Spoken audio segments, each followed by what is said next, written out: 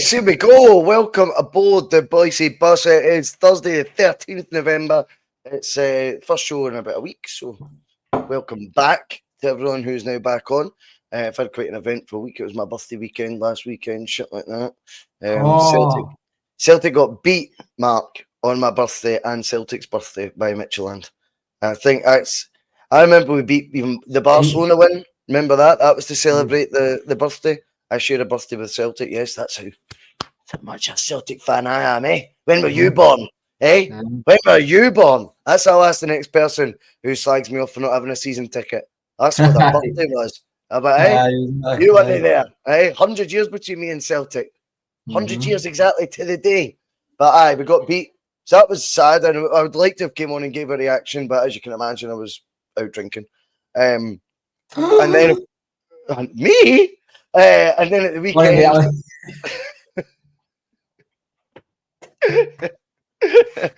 Mark, that was really shocked by Mark there, by the way. That was genuine. Before anyone was laughing at the back. Like Uncle Albert, you seen that one? Uncle Albert is saying, just act shocked. He goes, I get it. Just pick on Bhoycie already. Fucking hell, 2 minutes in. And then, of course, at the weekend, Marc and O'Neill racked up his second home 4-0 win. Remember when 4-0 wins? I'm sure under O'Neill, I think it was his first season, we pumped out Aberdeen like 6-0, 5-0, 7-0, and 5-0 or something like that. It was bizarre. You forget Marc and O'Neill makes home games so easy. It's just got that knack when it comes there. And anyway, we find ourselves in a place where it's international break now, and we don't know if that was Marc O'Neill's last ever home game in charge of Celtic, or whether he will still indeed be behind the wheel come at the return of league and domestic duties. We're going to discuss, obviously, the names that have been linked right now. I think there's an underwhelmed feeling in the fan base. I think there's some that are trying to make some of the names a wee bit more quirkier than they are. They're doing deep dives. They're trying to get ahead of the curve because they don't want to end up, having rightful criticism or rightful scepticism on certain names in case they end up with custard pie like myself with Ange Postecoglou. So they'll just find ways of twisting and cutting and pasting certain wee things to try and dress up certain names. But we're going to look at them honestly, and we're going to look at the pros and cons of some of the names mentioned and whether they tickle our pickle or tickle our buzz or not. We've got all that to get through, and of course we will talk about Sky Sports today as well, because that was pretty enjoyable, and fair play to the wee fella again who's beginning to annoy me with these continued decent displays on Sky of late, because it's hard to find a reason to argue with the points that he seems to be delivering in pretty succinct manner. Anyway, before we get into all that good stuff means do give us a like. Please hit the share button if you can, because when the bus has been away for a while, the algorithm on YouTube changes a bit. We used to do a show almost every day, and you'd have like 100 live as soon as you went on without having to care, because YouTube would be firing you up the charts of that algorithm. It turns out when you're on less, you fall down that pecking order. So it'd be great if you could hit that wee share button on one of your socials for us to try and get the numbers up. It makes no fucking odds. We'll be doing this anyway. Do you know what I mean? If it's to two folk, me and Mark will be having a good old Barney, you know what I mean? Remember as well, if you are subscribed, hit the bell, because you never know when we're going to come on live next. If you're not subscribed, hit the subscribe button. It costs you absolutely nothing. Do it. And if you are subscribed and you do love what we do, then there is an option to become a Bhoycie Bus member at $1.99 a month, and that doesn't get you anything extra. It just, all the content's completely free. It simply helps keep the wheels on the road, and it means I can do things like send very limited rewards to the likes of Mark, which I'll be doing later this month with whatever the old YouTube's brought in. No, I've already told you that, so that's what will be happening. See that me giving a round tone there. You see that? That's what will be happening, Mark. That's what will be happening.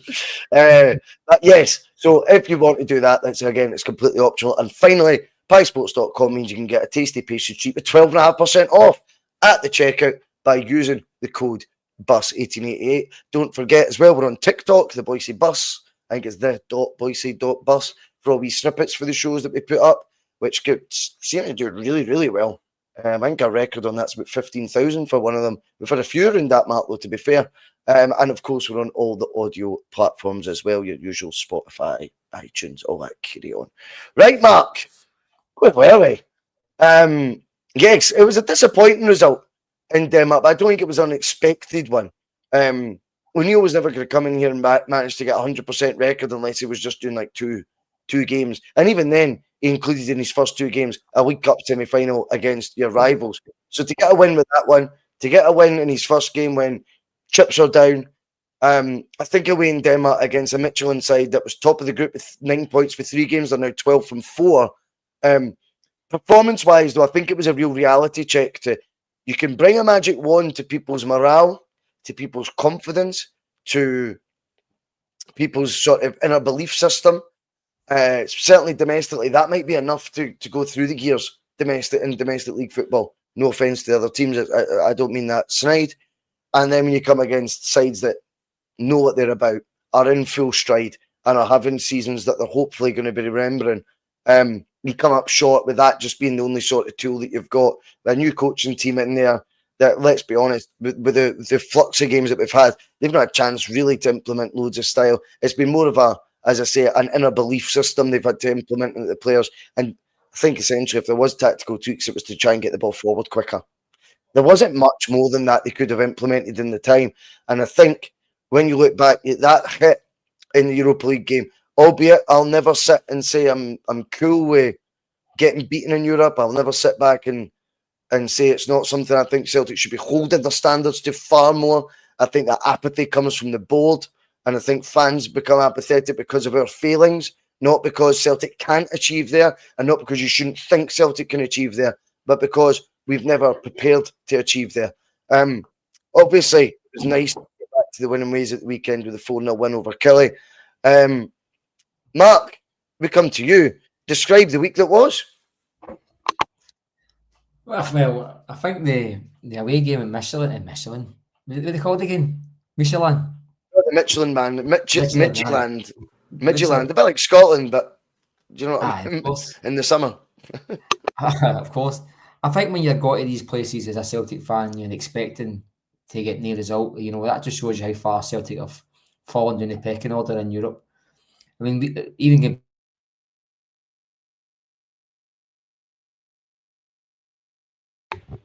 I've lost audio from Mark right now. I don't know if anyone else has. I think his Wi-Fi is going down again. But yeah, just to pick up his point, you're maybe better jumping off, Mark, and just jumping back in, mate. The old gremlins are out. But yeah, I mean, to pick up on Mark's point, I think when it comes to Midtjylland, I think, you know, whilst they might look like a slick European side and all that to us, Midtjylland, and I put a tweet on it, half-canned, on the Thursday night. I didn't expect it to get the traction that it did. But I put out a tweet just saying simply, don't forget, you know, let that sink in, that Midtjylland as a football club are only 4 years older than the last time we won a knockout tie in Europe. So they're showing you, if we're now saying, oh, you go over at Midtjylland, you know, a slick side that knows what it wants to do, where it wants to go. Well, how have they managed to do that with nowhere near the advantages Celtic have had in the time that we've not been able to win a European knockout tie? How do they sit aloft? And by the way, at no point in the 20 years have we had that. Mark's back. You're back live, by the way, mate. You're absolutely grand. Your signal seems much, much, much improved. I don't like interrupting, mate, but it just went totally silent, so apologies, pal. Carry on.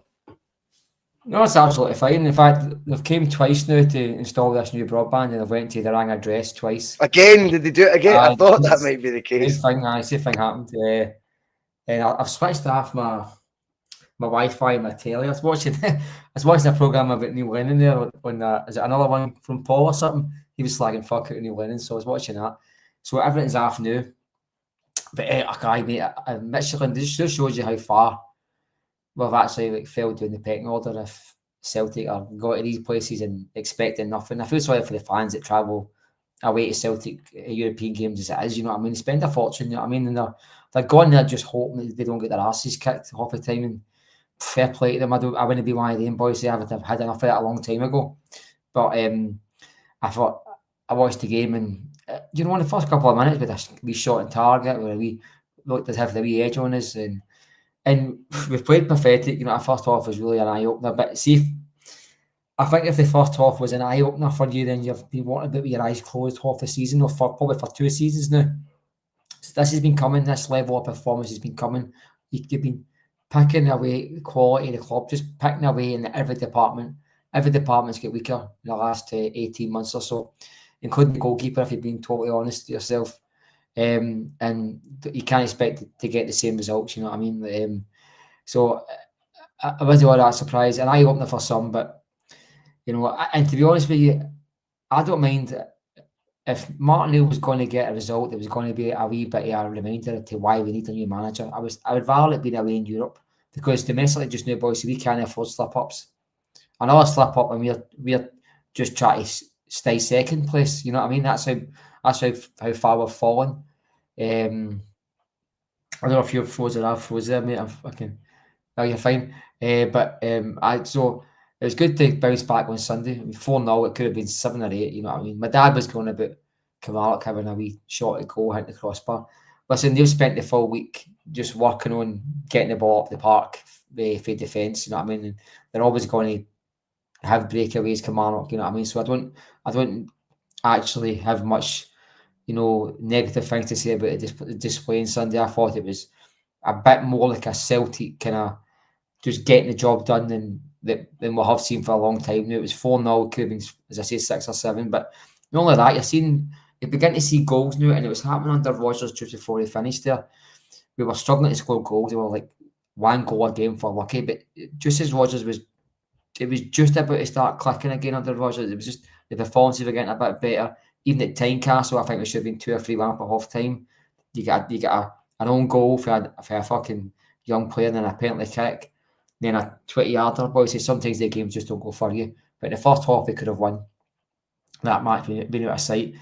And then if we followed that up with a 4-0 at home, a 3-1 at Hampden against 10 men, don't get me wrong, and a 4-0 the Celtic part against Kilmarnock. That's results we might not have got had we had played the day matches a month ago. You know what I mean? So there is a wee bit of progression within the squad. I think we've found that perhaps, like I said to my dad this morning, in any walk of life, any trade, you expect people that come in and learn the trade and become better. But when it comes to football, we can't accept that because we think that Liam Scales was shite 4 years ago and Johnny Kenny was shite 3 years ago, that these guys can't be coming up to a level that they're probably good enough to be in the Celtic squad just now. And I don't think we're giving these guys enough credit. I mean, that's Kenny, 4 goals in his last 5 matches. He's looked a pest. He's looked a nuisance. Should he be first choice striker for Celtic? No, he shouldn't. But I've seen signs that I think this guy can offer something for Celtic, and I think we should just maybe get off his back a wee bit. You know what I mean? Especially he's developing in front of our eyes, isn't he? He is, boys. He is. I don't know why people don't understand. Why don't want to see if you get a player who's consistently bad. Fair enough, but see a player who's been bad, and then get a wee bit better, a wee bit better.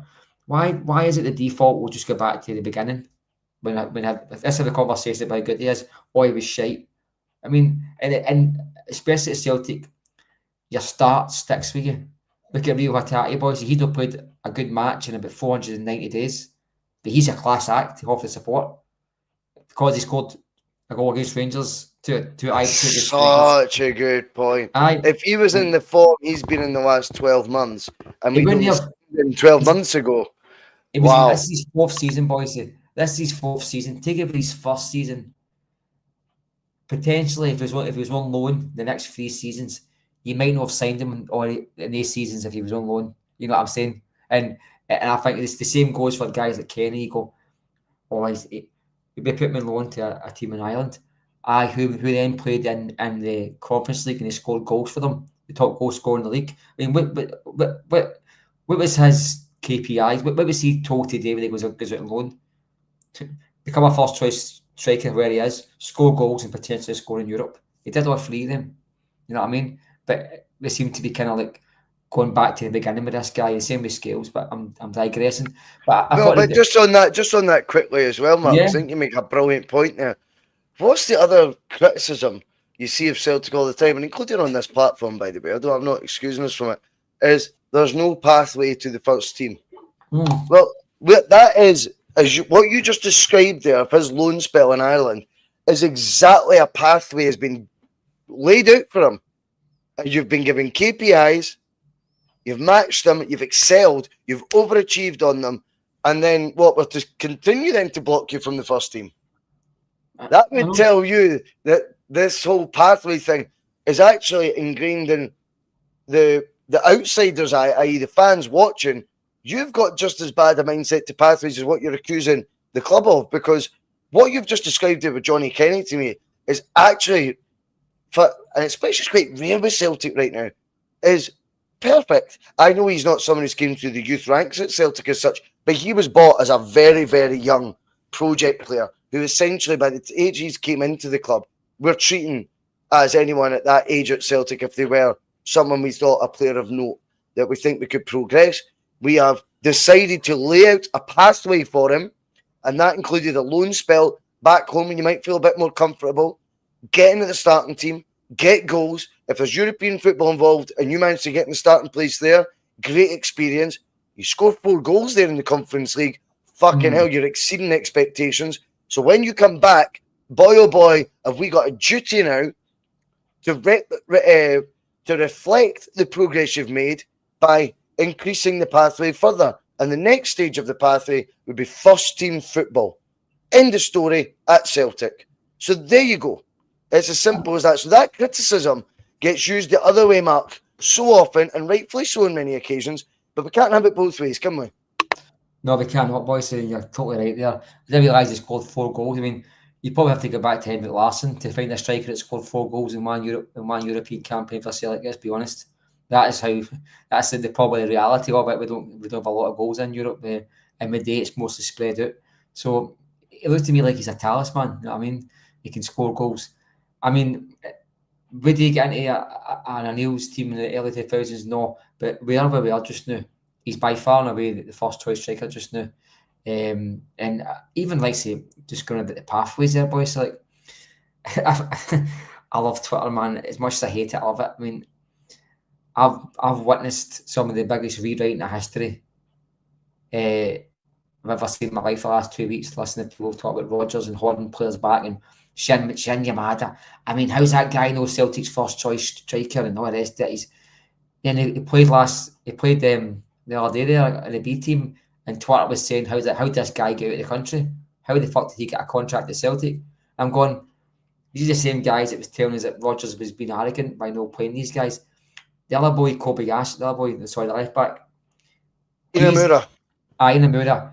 Rodgers was that arrogant and horrible in Inamura that even when Rodgers left a wee note on his desk saying to Marc and O'Neill, God, do me a favour, God, you play this guy either.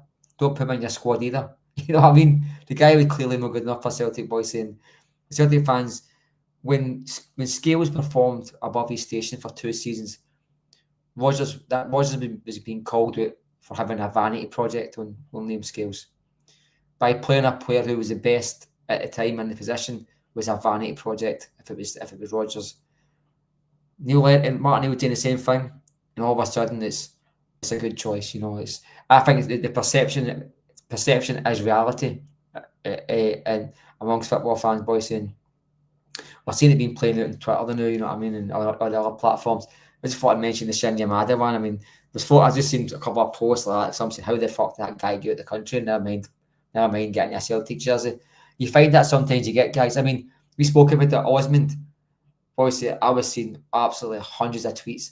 Oh, how was that boy on the squad for Europa League? The boy has scored 2 goals for the Celtic B team up until late October.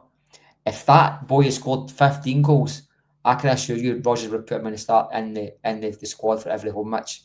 No doubt about it, right?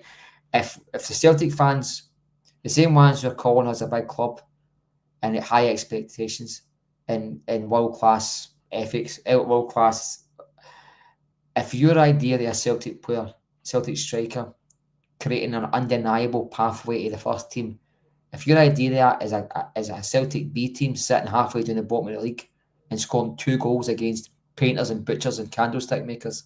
If that's you, somebody crying out to get into the Europa League squad for Celtic at the expense of an Arnie Engels or a Bernardo or a Iheanacho or a Scottish keeper to keep up the Scottish contingent, if that is your idea of what a Celtic player's pathway is to the first team, then you need to change your argument. You can't have it both ways when you're talking about Johnny Kenny scoring 20 goals in Ireland, scoring 4 goals in the Conference League, because that's a guy who has hit targets, has shown improvement, who is showing a bit of electricity when he's on the park.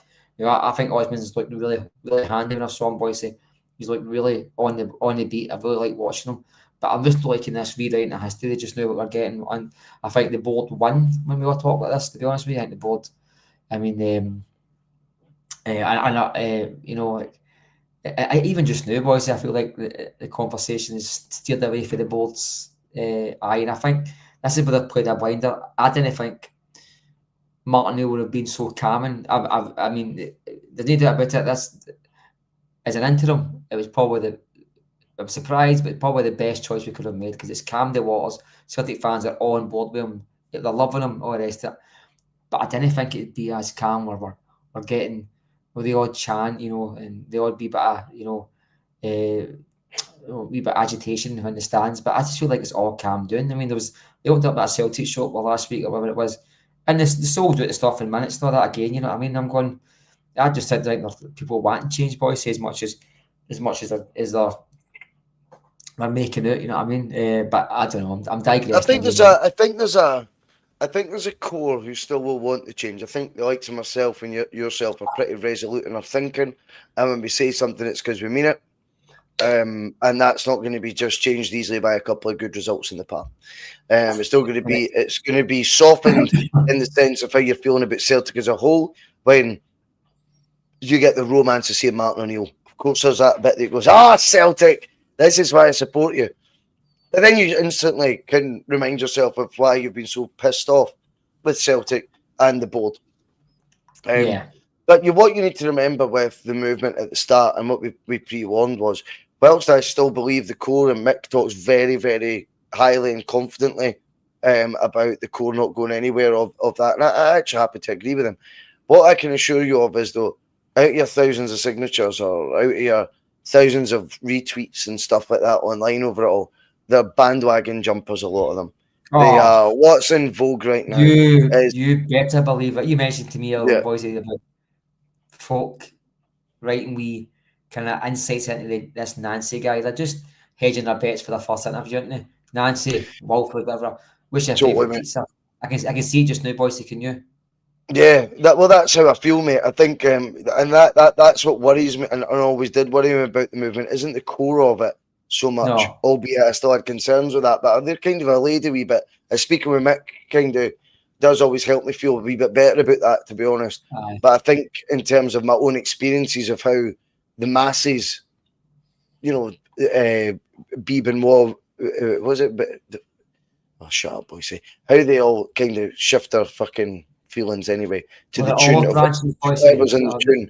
Yeah, the Olive Branch Brigade. That worries me, stuff like that, and they can be played too easily by results or by a figure in charge. We've seen it with Postecoglou. By an invite to the Celtic shop to do an interview with Callum Osmond. There's a few of them went to that. You know what I mean? And what is the story about that? Because there's a lot of. Does anyone know this? Because there's a lot of Celtic fan media that have had to kind of come out and say we weren't at the. Well, I think there's the store. Bhoycie, I'm not going to hide this, right? Because I'll say it. I don't get anyone watch this show anyway. But there's a 3 or 4 chosen podcasts who get invited to press conferences, who get the inside scoop. Celts are here, might be one of them. Well, they certainly are one of them. They're always posting which kind of looks like in the know or at least information given articles. There's another 1 or 2 that seem to be getting put it this way, you've got a run of the mill podcast like me and you don't get access to Marc and O'Neill, you don't get access to Celtic players, you don't get access to these guys left. That's Seltzer here, isn't it? That's Seltzer here. Aye. Quinny. Aye. Quinny, he was Seltzer here, eh? Aye, he's another fucking But you don't get access to these. You don't get the access to the Celtic people, or it's the people who are still employed by the club. I.e., that you get Martin Neal on your show, you get Tom Boyd, you get Peter Grant, you got these guys. You don't get access to these guys, Bhoycie, unless you are, treating them well. You know what I mean? You kind of go. We wouldn't get access to these guys, maybe because we're shite. Who knows? Maybe we're a bit too truthful. Maybe that's a wee bit to do with it as well. But we wouldn't get access to these guys. You know what I mean? Certainly, we're still employed by the club at some level. So see these podcasts, boys. They're getting reached out to an email. Just want to invite you along. Invite you along. So hoping that you'll get your 5 minutes with Callum Osmond and Liam Scales, whatever it is. And they turned up, the same ones who was calling the board. We were calling the board last year. Brilliant. They're calling the board ourselves, but they just. I love that. I love that because flip flop. That's exactly it. And Chris has revealed that Quinny was there. He ended up in the official club video about the opening now. Well, there you go, 100%. I've never opened my mouth about the big man. He was on the bus a couple of times. I sat backstage with him while he smoked a spliff and all that, and he was brand new for the bus about 18 months ago. And then there was a video a link got shared to me about 3 months ago. But he was listing his favourite podcast or something. And bear in mind, I've not spoke to the guy since he was on, and we got on really well, or so I thought. And the Bhoycie Bus is mentioned, and he decided, in his infinite wisdom, probably because he's dealing with a wee fella and all that, and he's like, they're just too much drama now. I think they've got another show because they all fell out. Never happened. And what really disappointed me with Quinny, who, by the way, Glass House's big boy, trust me, you ain't winning any beauty pageant contest anytime soon. But he decides to go for my appearance. And that really disappointed me. He just basically preferred my views when I had the mod haircut, and now I've had it short. And he said, but it's too much drama for me, so I'll be taking nothing to do with them or something like that. He doesn't even know what he's talking about. He's no idea what he's talking about. He can have pops like that. I've said fuck all about that, by the way.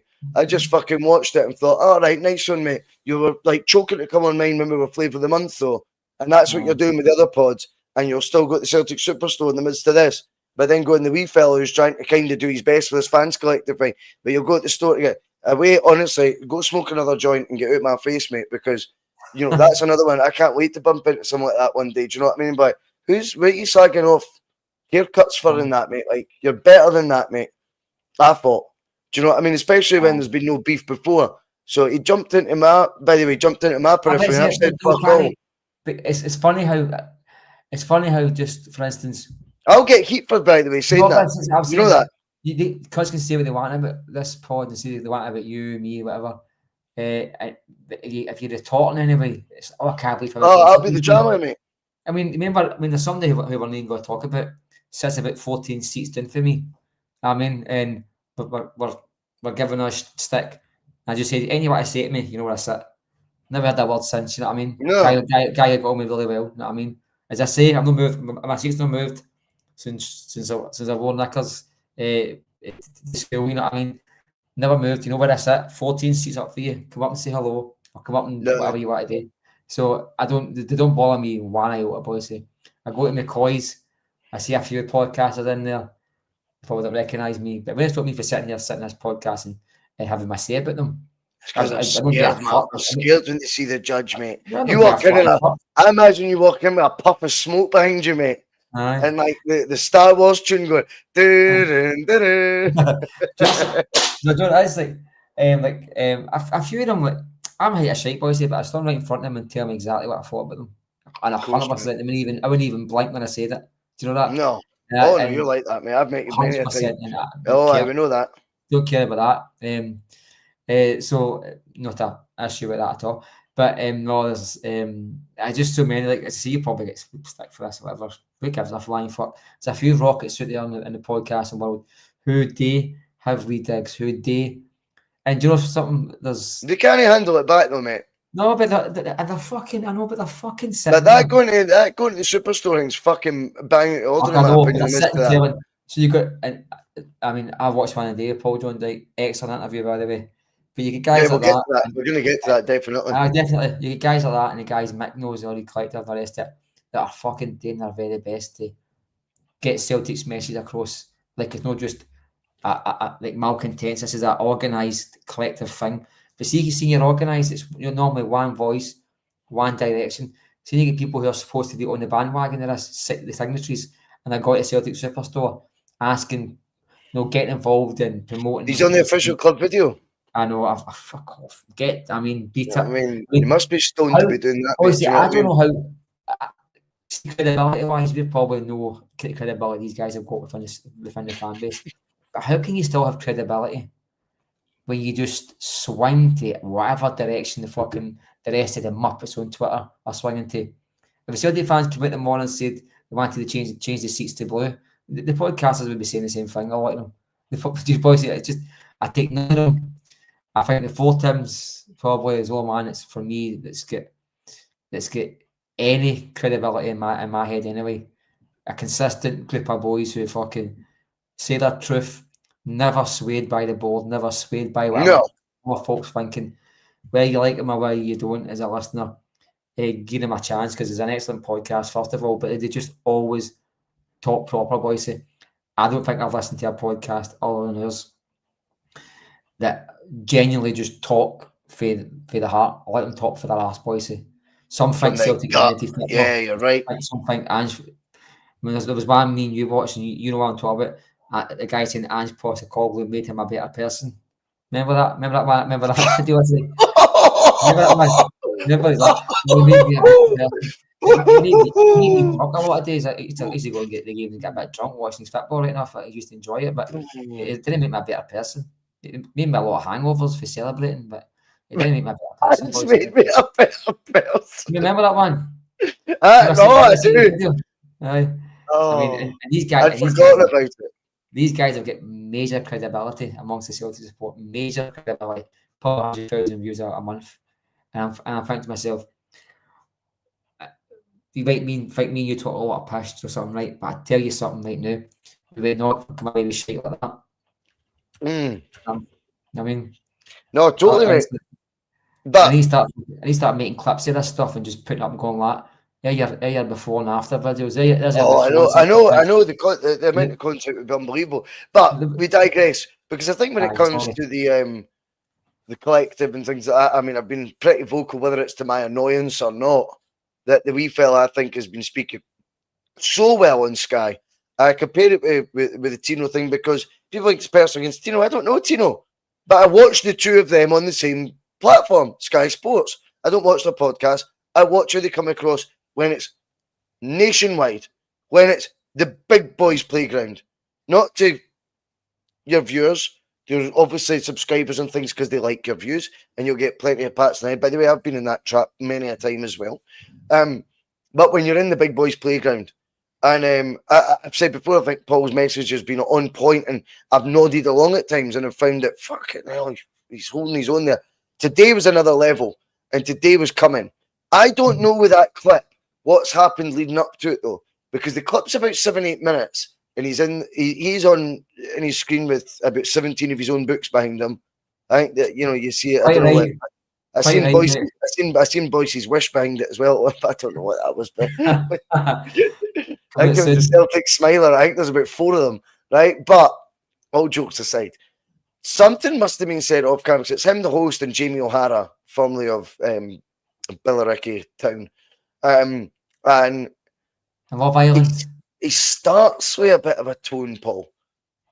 He goes kind of into him quickly anyway, I would say. So I don't know if there's been off-camera remarks or whether that clip doesn't quite encompass, like maybe before a break, there was a bit of chat as well.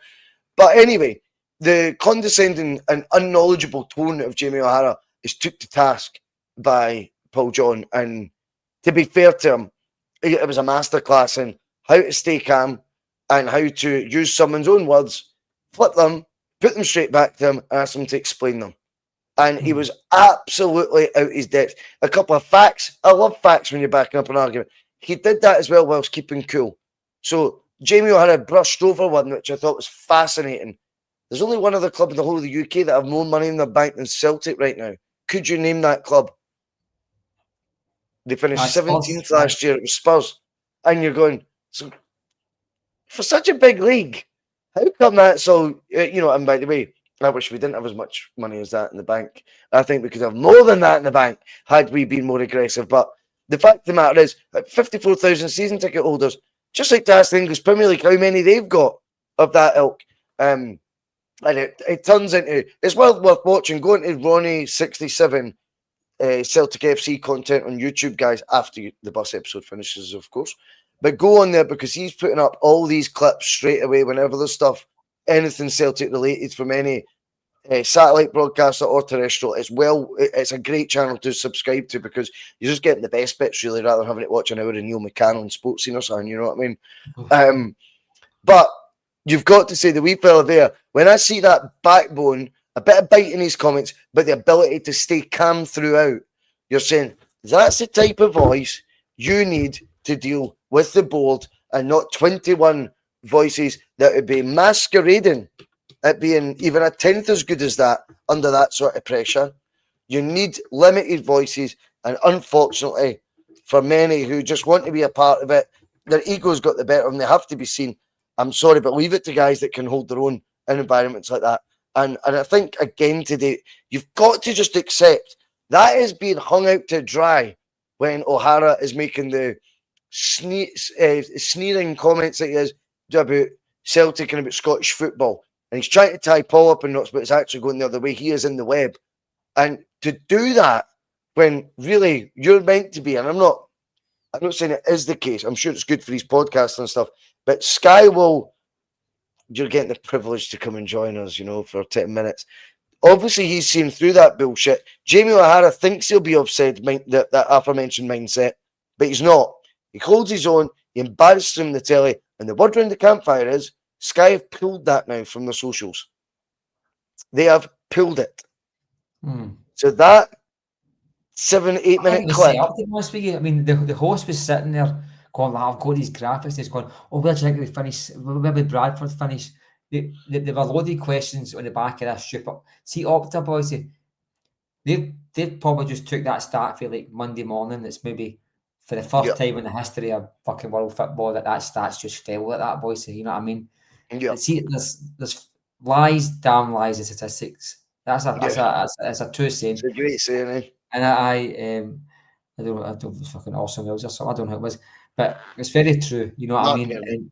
And there's you can always just play about the stats to make them. Well, I would give you a stat. You talk about the biggest club in the world and the rest of it. I mean, there's probably only 2, maybe 3 clubs in European football with a bigger season ticket fan base than Celtic. Maybe a couple of ones in Spain, Real Madrid, Barcelona. If your fan base, your pool, and operating your merchandise above with your league holds you to, Celtic at the top of that all the time, boys. We're at the top of that all the time. We're the only club that Adidas have said that the website would crash because of people buying stuff. Never happened before at any other club. Never. No Real Madrid, no Chelsea, no Man U with Adidas. You're the only club I know that broke the fucking Adidas website when that stuff came out a few years ago. And I just something. Good point. And that's the thing I always say when I meet people in England and say going holiday and I meet English folk and I get talking to these guys and they kind of condescend you. I always say to them, I don't need validation or justification by anybody in England to tell me how good or how big Celtic are. I don't need validation for the English football media to tell us which class is a good result or which class is success for Scottish teams. I don't need it, Bhoycie. I think if they hate us that much, Bhoycie, they sit at the edge of their sofa, tuned, just hoping Celtic close a match so they can talk about it. And I thought that Paul John Dix was set up today with these. That host was probably just as passive aggressive as what O'Hara was. He was sitting there, what about Bradford, Jamie, this, that, and the other. Paul John Dix just said to him straight away, look, I would have probably been pulled after there because I would have probably said something cheeky and all, Bhoycie, but he had him on. No, it wasn't pulled off air. They posted the clip. Pulled off the clip. To be quite honest with you, I'm not surprised because the comments are going to be too damning, I think. No, that's stuff up we won the league and Bradford finished second or fourth. See, Livingston, they'd probably go down and give Scunthorpe again. Scunthorpe, they would get beat that hit. See if it was a 1-on-1 match, home or away, Scunthorpe v Celtic. Celtic would have probably need to take their first team off at half time, Bhoycie. Stockport, aye. And they would stop. They would smash a team like that so hard, Bhoycie. It'd be unreal. Oh. It's probably the same level as maybe the Scottish Championship bottom half. If you're being totally honest, Bhoycie. If you're being really honest, I mean, they'd probably be a bit of the bottom half of the Championship, maybe the top half of the Championship. So I think we'd annihilate teams like that, Bhoycie. See, with the 100%, let's go for it. This is a game to win the league, or lose a game, or a game to qualify for a tournament. No kick about. We would destroy a team like that.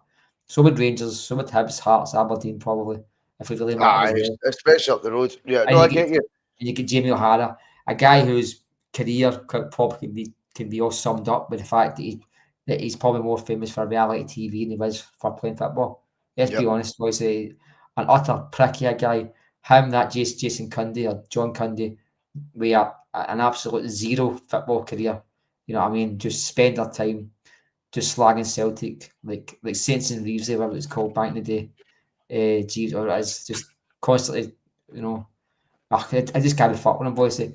This is how I can't wait to we come after this Sky Sports stuff, because see, listen to the English media patronise us, condescend us, even when they're talking good about Celtic, it's still in a patronising tone. Totally, mate. Oh, we sell. They've done good. Well, let's lead it on to how the conversation came about, and this takes us into the managerial sort of potential candidates, Mark. And no one's expecting encyclopedic knowledge from us on any of them, because that's not what you come on the bus for. The one thing we do want, and I'm going to steal a Tony Haggerty quote from years ago, was we do want an appointment, not a disappointment. And I thought that was a brilliant line. That's a good line. and that that's a proper. He's too good. I'm no bad with like sort of returns of serve and that, but his vocab, he's another level. But anyway, that leads us to, of course, the front runner right now for the job being a certain Wilfred Nancy. We'll go with Nancy. Sounds better than Nancy. Wilfred Nancy. He's 4 years into his managerial career. He's 48 years old. He's only managed in the MLS. He has done good things there. I think he went to Montreal first, and then because of his success there, he's now won the MLS Cup, the other American trophy, and he's been the manager of the year over there. Mike, we need to get real here. Don't elevate that CV to something it's not without further background checks. And I'll be honest with you, the Postecoglou thing did confuse me, because I did deep dives into his career. Now, see what he's done. He didn't do it at Celtic, but it was my worry is he would do it at Celtic what he did at Spurs. If you actually look at his career, his longest spell in charge of anyone was at Australia under 20s, I think it was, or under 21s. I think it's under 20s over there. And he had 8 years there, and he failed to qualify for the World Cup twice. He was beat off teams like Kuwait, Fiji. The list goes on. 2 failed, and they were the big dogs in the qualifying campaigns, right? Whether they're under 20s or not. He had a terrible time in the Asian Champions League, where 7 out of 15 years, the winners of that competition had been for the J League champions. So they went into that as big dogs. I think they got the group and they made it to the last 16 or the last 8. I think it was only 16 teams because of COVID, and they went straight out, battered. I had worries about that, but I could also accept the successes he had, albeit I wasn't as convinced, because the formats in the likes of America and Australia are very different, Mark. I'm going to give a quick, very briefly. In Australia, to win the league, when he was winning it, and I know the format, thanks to Championship Manager. Someone was in the chat earlier saying that they came across this channel initially because they thought I was playing Chatman. They didn't even know it was a Celtic pod, but that's another story. Anyway, if you finish in the top 6 in the A-League in Australia, Mark, you can still win the league. So you can finish 6th. Now, twice, Ange finished top of the league after the round robin of fixtures twice, and then won the playoff rounds as well. So he was the top dog those 2 seasons, no two ways. The other 2 times, I think he finished 3rd and 4th. But because of this then playoff route, even though they played each other twice in the round robin, which should be the League Cup, because of this playoff route, he then navigated and fair play to him for doing that, of course. And that is how the competition is set up. You can only do what's in front of you. But it gave me warning signs, these things. And when you look across America at how their playoff system works, I don't know it inside out, but I dare say there's more margin for error. And when I look at his win rate and his losses, Wilfred Nonce, I go, I'm not sure again. And by the way, you could say to me, well, don't be so stupid, boys. He once bitten, twice shy. Ange smashed it. Ange smashed it domestically, and that was all we needed at that point. Ange in Europe was poor. End of story. But Ange took over a Celtic that needed to repair its domestic record, and anything in Europe would be an advantage, I suppose. But we went out to Midtjylland. We had the Leverkusen disaster. We had the Bodo Glimt disaster. There was loads of disappointing results. He had 30 minutes against Real Madrid where he got spanked 3-0 and got heralded as one of the best managers in the world. I'll never understand that bit. But my worry is you get an idealist in and a philosopher in right now when we're under the cosh, and you better hope it works. You don't get 8 games like Ange got or 7 league games like he got to then get hit the ground running, because we're already 7 points behind. That's my worry. So I can totally understand why people make the comparison, but I'm making the comparison just saying to the Ange appointment there was negatives as well. I'm trying to bring balance to it, because all you heard was his successes were heralded. There was negatives that I don't think people were willing to read or willing to do enough digging into, that are paid to do this, by the way, that they knew about. And with this guy, I'm just looking at it going, if I see similar sort of patchy form or similar kind of loopholes in the format that can make a wee bit more room for error, as I say, to achieve successes, well, you don't get that here. I'm already up against it, both domestically and in Europa League. I want a manager to come in and go, I can save the league season big time. See that Europa League one? I've got my eye on that as well. If you've given me 4 games to get enough points to get in that top 24 or top 16, I'll fucking do it. That's what I want. Not someone who's going to take 5 to 10 games to sort of get his style across. At which point you could be behind Rangers. At which point you could be bottom of the Europa League table. So there's big question marks over that appointment, Mark. I take your views now. I totally agree, mate. I don't think you can elevate somebody's CV to match your low expectations as a Celtic supporter. I think it's got to be that way a bit, boys. If you've got to have high expectations and the CV's got to match that. And I think just now we're just trying to find any kind of avenue that any manager that's been flung out to the media as a potential Celtic manager. We're just trying to find ways to make it look like it's a good idea. There's always going to be a Mark McGee telling Colin Strachan that Adam Virgo is good enough in the media. You know, you're always going to find that, boys. When Celtic are linked with a manager, it'll be, oh, I played with him 5 years ago. He was outstanding. You're always going to get that level of sycophancy in the media with the ex-players, etc. My worry is, boys, I think I can see right through it. I think he doesn't stand out as a candidate. He doesn't stand out in his league. He's not a name that's been going about for a while. That's maybe been, you know, like close to getting jobs in Belgium or England or even... Yeah, he's not. I've never seen him linked by anything before. He did win Manager of the Year, though, to be fair, so he has stood in his league. I'll give him that. Fair enough, but he's no, like, you know, I've not saw his name on the tongues or even in the media today with any other job, boys. And I still, call me naive, because I probably am naive. I still think Celtic are a big enough club where they can, if you can pay somebody 75 grand a week, boys, £3 million a year is a lot of money to probably 75% of the fault of world football, managerial wise. They're not all on £5-10 million a year, boys. The top clubs in the top leagues, aye.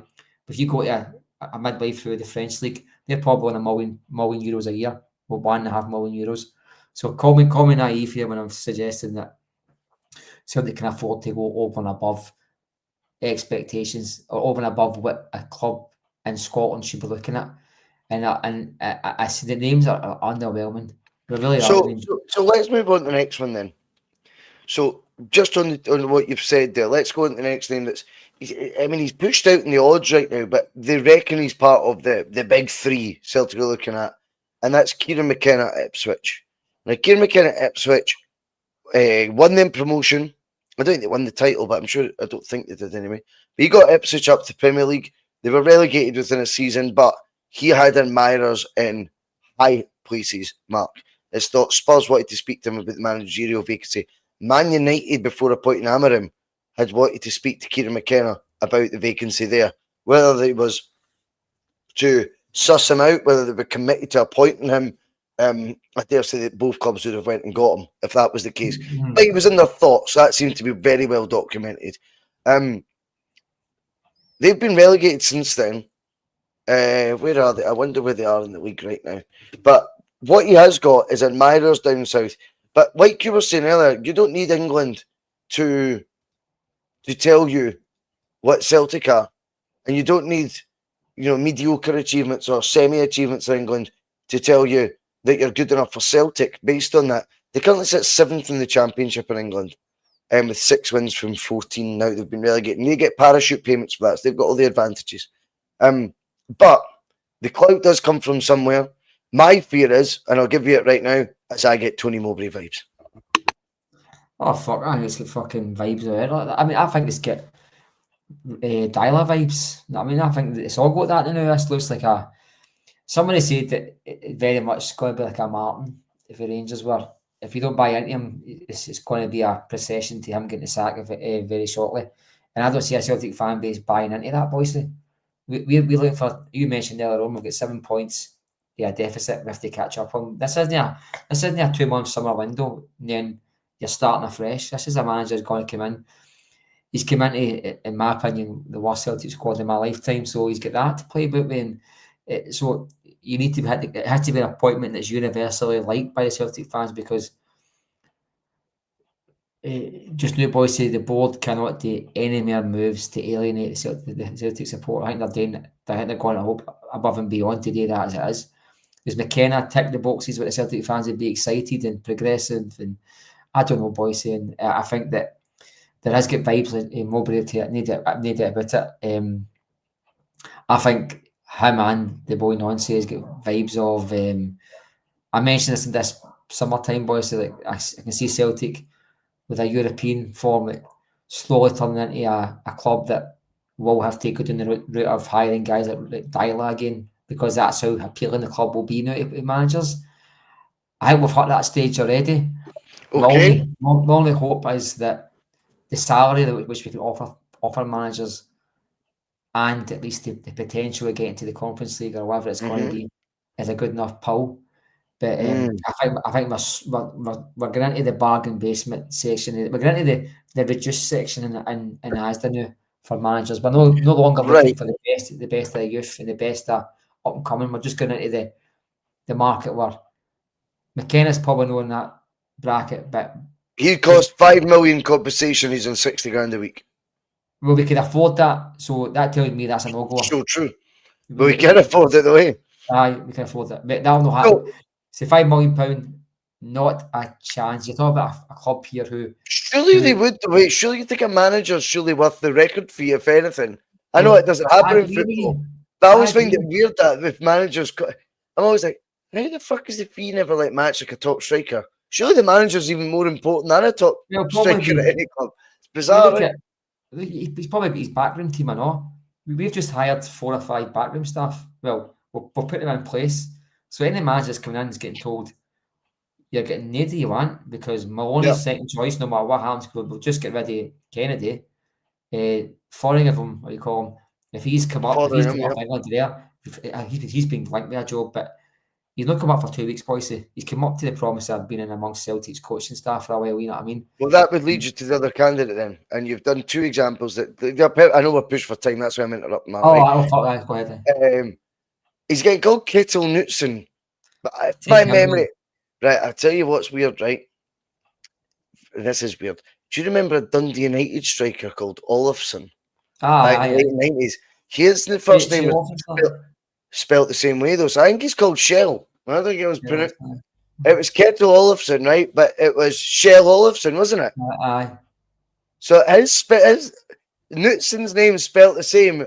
This is my weird memory, mate. It's spelt the same as Olafson. So I think he's Shell Knutson.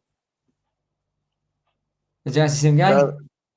No, it's not the same guy, but the same first name.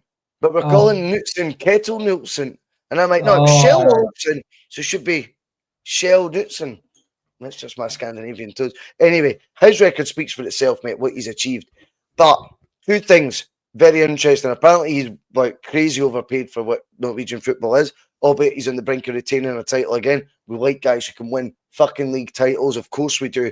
But he's progressed the European side at the same time. He's not picked and chosen, this year we're going to focus on the league, right? So we'll get beat off Bodo Glimt, ironically managed by Knutson. Oh, at Spurs, I'm going to focus on Europa League, right? And then just forget the league. Knutson is managing to juggle Europa League campaigns with winning the league in Norway. He's managed to juggle now Champions League with winning a league in Norway. And their season is out of kilter with how the Champions League campaigns work, remember, because their season runs through the summer. So this is a serious operator who's done it multiple years now. And that's the most important thing, in my opinion. He's done it multiple years at that level. But apparently he gets 10% of any player they sell, as well as being on a very well ruminated contract. So the benefits for him smashing it there, because they will sell, of course, is unreal. But every player, every manager, eventually, surely, Mark, is going to look at another exciting new project where, especially when the chips are down, the Celtic's not at great shakes right now. The only way is up, really, I think. That makes Celtic a sexier job, I think, to some, because it gives you a chance to go. And see, by the way, we've spoken about the European aspirations, and I'm going to let you come in, Matt. I know I'm pushed for time. Sorry. But see if it's Conference League stuff we're talking the next couple of years. He might go, I could fucking win that with him. This is a guy who got the semis of the Europa League last year. I think it's food for thought. He's the most important one I would be targeting. I think he's got the experience to handle it. I think he's got a great record, both domestically and in Europe. He's against the odds with the budget, but he obviously knows how to develop a player, whether it's for personal gain or not. And I think Celtic is that step up to going, see what you had before was a sleeping club. Now you've got a sleeping giant. What the fuck can you do with that? Take the Bodo Glimt formula and take it there. But by the way, we need you to win the title this year too. I've heard you're good at that. Well, of course, sounds good. I mean, if you look at that CV, it's one that would tick the boxes. It's one that's got to play attractive football. He's won titles, etc. I mean, what more could you want? You know what I mean? It's affordable. The only thing, I think, a couple of things that would worry me is he's not going to come the new Bhoycie. He's going to wait for the end of the Champions League campaign. That could be February. It could be March. That's up to Celtic to say, no, it's the end of the league season, end of your contract, or it's never. And that's up to Celtic to make a compelling argument on that, surely. This is my catch-22 with it. I sometimes waiting longer to get the best manager in the long run is worth it, right? But you can't write off another January window, Bhoycie. You can't just say, Martin, we'll take the club in the and we'll figure it out in March when this guy decides he's going to come or no. We can't just go up. We can't just forget the window. We're not 10 points ahead just now. We're at a stage now where the signings we make at the beginning of January could be winners of the league or finishing second or third. That is a natural. I know it's hard for folk to actually digest that, but there's a reality that could happen. So we can't just write off January window and just go in and just try and get a Bernardo on loan and then sell our defender and get Bernardo on loan. We need an overhaul that starts in January, like 4 or 5 players that are ready to come out of the first team. I don't think that's going to happen, but it certainly won't happen if you've got an interim manager or Sean Maloney or somebody just holding the reins. That stability is only stable when things are stable, Bhoycie. Interim managers, plasters on tappy, cracked ceilings, they don't hold you forever, Bhoycie. You need to make decisions. You have to be ruthless when you make decisions. You have to be decisions that are for the best of the club, for the day and tomorrow's morrow. And just now you think to yourself, would you hold after to March for but then you go, Eddie Howe. Where do you sit on that then, Matt? What would you do? Do you hold out for the best guy, knowing you've got O'Neill, Maloney, and coaching staff that they've invested in, obviously, to bring in to support it, till the right guy's available, and you might actually go, do you know what? Just see out their Champions League campaign roots in and get us in the summer, right? And you start on the 31st of May or the 1st of June, right? Or is it when your contract ends there, big boy, you're getting this wage here, you make your mind up when you're ready to join the big boys playground, and you make a compelling project pitch to get Knutson in now. I'm not saying either's right, by the way. I just want to know what you would do in that scenario. I think if we were 7 points ahead with a game in hand, I think I'd say, aye, we can wait a bit. We're about 7 points behind, Bhoycie, and I don't think we can be in a position where we're just right after this season or right after. So would you go for someone else instead of Knutson if he was? Because then you might not get best in class, and that's my worry. This is the worry I know, but I do also worry. Well, there's two worries that we get another Eddie Howe situation, which can happen. Don't think that doesn't happen, because it does happen. People change their mind all the time. You see it on these programs, these interviews where, I was got to Norwich City, but I got a phone call at 10:30. I went down to Newcastle, whatever it was. These things happen, boys, and so that worried me. But also, if you're a manager who would be willing to gear up 4 months at Celtic for a potential 1-2-legged game against Bayern Munich or somebody to get pumped 5-0 anyway, is he the man you want, Bhoycie? Do you know what I mean? You either want a man who's totally focused on the new project, not a guy with one eye on his club just now and one eye on the other thing, like Andrew Postecoglou does. You need folk that are totally focused, Bhoycie. The fans are expected to give 100% to the club. And I think there's that in mind with the fans expecting the people who are employed by the club to do the same thing. I do get that, mate. I really do. I think I'm drawn to him because he's had to endure the fixtures that we all have as well. I'm just having a nosy at his record, Mark, before we go. European Champions League qualifying games. He's had 17 matches in European Champions League qualifiers. He's won 10 of them and drawn 1. He's only lost 6. Now, that's obviously single matches, not like overall legs. But with Bodo Glimt, come on. Europa League qualifying, he's won 2 out of his 3. In the Europa League, his record is 8 wins out of 22, 11 defeats. That's so decent in the Europa League. Got into the semi-finals last year. And the Champions League so far, he's drawn 2, lost 2. We're talking about Bodo Glimt here, whose highest player will be on, what, 5 grand a week? 6 grand a week? He has absolutely got the pitfalls in Europe that we face as a club. But I think we've got a far stronger hand we can deal at that place. And I think he's now got the evidence. He's also 57, mate. And I do look at that and go, you want to keep staying loyal to them. The time will pass you by. Don't let the time pass you by, because then it won't be hard to say goodbye to Bodo Glimt. They'll be the anchor that you're stuck to for the rest of your career, and they'll bin you the one season things don't go right, and it'll be a series of missed opportunities. I just wonder if the time's right for to try and make a real pitch to him and get him in at the end of his deal in December. Let O'Neill win the League Cup. I don't mean let him. If that's it, sometimes you've got to be compromised, Mark. Ideally, you get him in this international break. It's not going to happen. But out those candidates, when we've looked at the pros, cons of your Wilfred Nancy's and your Kieran McKenna's, he's standout compared to them, in my opinion. I don't think it's close. Oh, it's night and day, boys. It's a guy that's you get a genuine excitement about the rest of the season. The other two, I think you'd be kind of dejected, boys. I think you'd be sitting there really disappointed in Celtic again. And I think there would be a major fallout within the support again. I think it would split the support. Getting in one of the two guys, is I think you'd be folk that are realistic about where Celtic are just now and realistic where Celtic can be, and you don't really get a mix of both. You know what I mean? There's no reason why we can't get Knutson. Remember that, and see if anyone tries to tell you, "Oh, it was." See Celtic do. Is it the guy Han or Hain, the boy for Hain, the Club Bruges? That's unrealistic for Celtic nowadays. But for me, if I could pick and choose somebody who's achievable just now, that's who I'd go for. I think he's harder. Is that? I think he'd be harder. I think he'd be harder to get.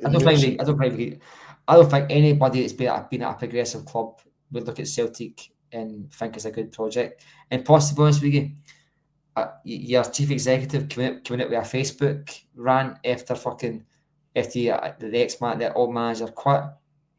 You know what I mean? Who looks at that and go, oh, I want a piece of that. I think we're going. Maybe, as I said, maybe I was right for once, Bhoycie, in the summertime. We're probably going to go down the path where it's going to be a Roy Dyler type, somebody who's happy, who feels lucky to be at the club rather than somebody the club feel lucky to have. I mean, Rodgers was a guy the club felt lucky to have, and then we went to Mirren, who was a guy who felt lucky to be there. And I think that's just swung again, Bhoycie. And I did genuinely think that scares me. Barring his comments just now online and on media, we might have saw anything back again, because the board would make a decision like that. You know what I mean? They're dinosaurs. They're no. Can I ask you one final question? Yes. Do you think Martin O'Neill will be the manager still when domestic duties resume? Aye, I think it's fair to say. I do, and I'll just show you the lack of actual groundwork the club's done. I don't mind it if that's the truth, to be honest. I think that'll tell you they have done work.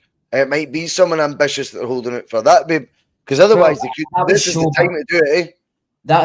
It's the same board, the same chairman, the same CEO who let Eddie Howe fuck the mayor. Put him off. So if they're willing to do that without contracts being signed, without it being made public, because even if there's a contract being made in the quiet, there's still that lingering doubt in the fan base. There's a lingering doubt all over the place. The fans are getting more and more agitated every time you don't win a match. It's like, oh, they wonder you've got Martin O'Neill in charge. He's a dinosaur, you name it. Mm-hmm. So what scares me is they're telling us now that Rodgers was this animal rat and all the rest of it, and you didn't have anybody lined up. You hadn't no plan whatsoever. Yeah, and I seen Sky Sports. Well done, mate. So true. It doesn't add up. It's true. Monday or Tuesday, Sky Sports. Or Celtic, I've had interviews in London with candidates for the club for a job.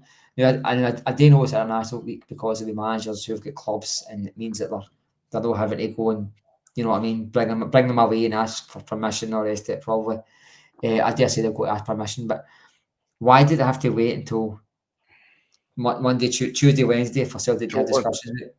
There should have been discussions. There should have been a short list made up.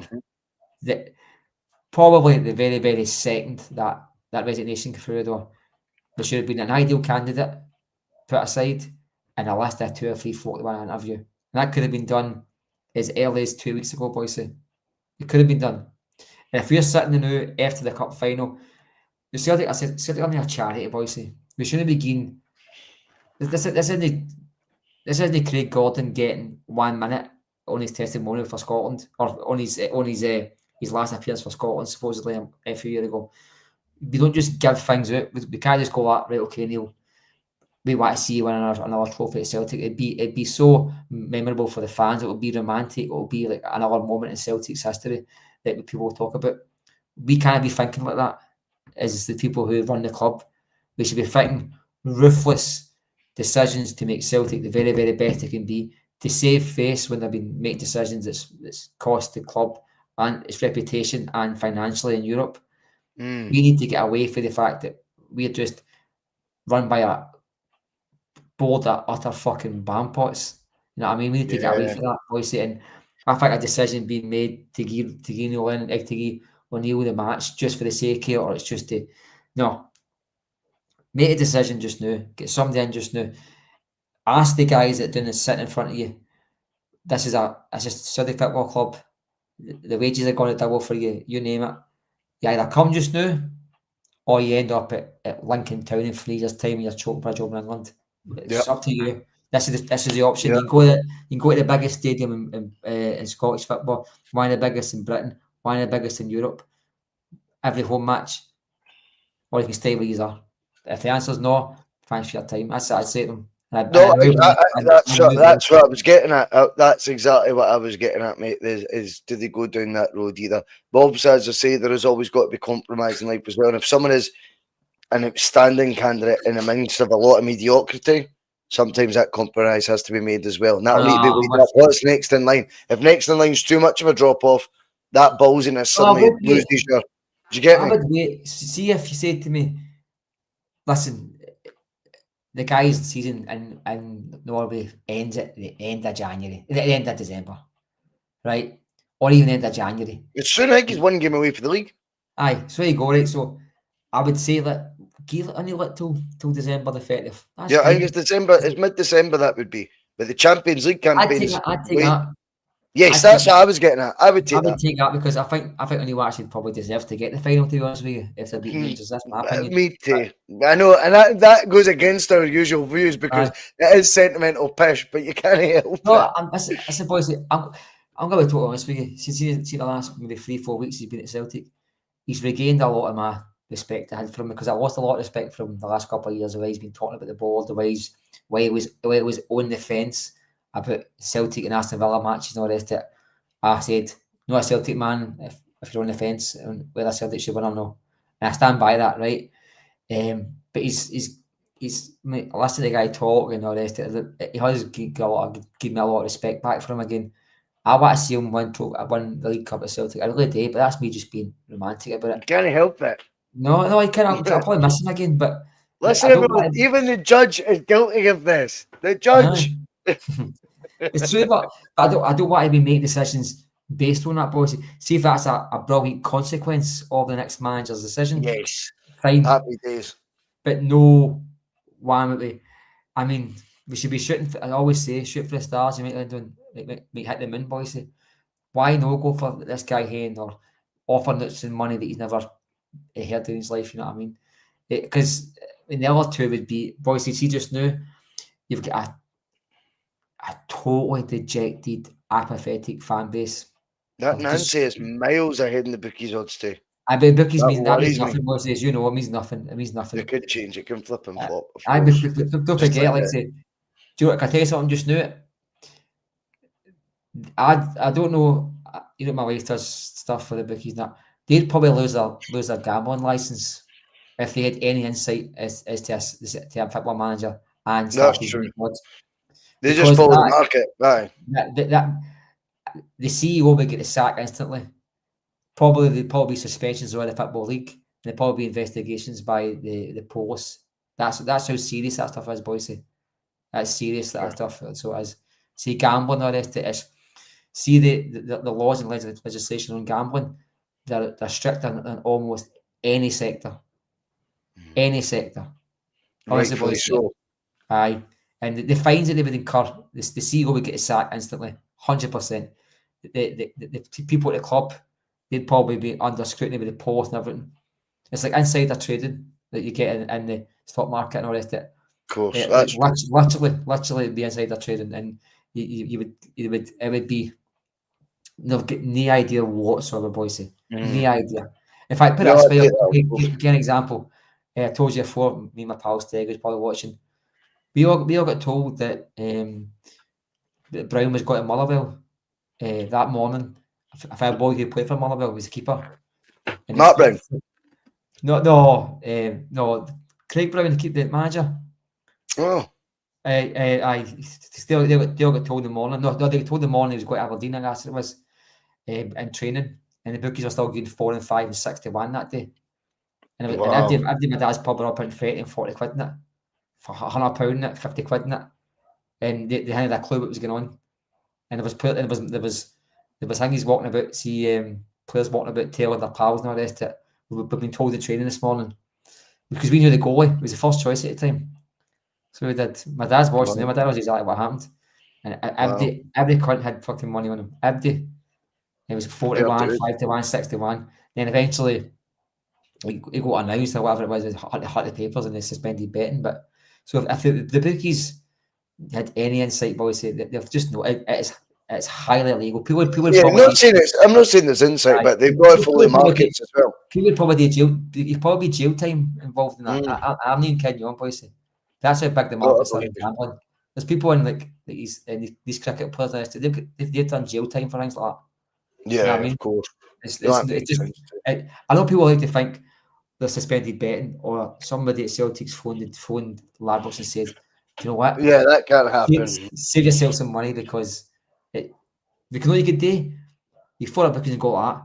Give me £5 million on Ange Postecoglou, the Celtic manager, oh, shut up, I'll give you 50 to 1, and you're the one having the decision. You know what I mean? Oh, Bhoycie, come on. No, I get you, mate. I get you. Well, let's hope that is the case, because on this side, it's all in on Shell Nielsen. I'm calling him Shell Nielsen. And over there, he's wanting Mr. Hayne, Nicky Hayne at Club Brugge. They're proper ambitious appointments, Celtic. Over to you. Keep your eyes on the board. Mark, can't thank you enough. Brilliant show. We're out of here. Cheers.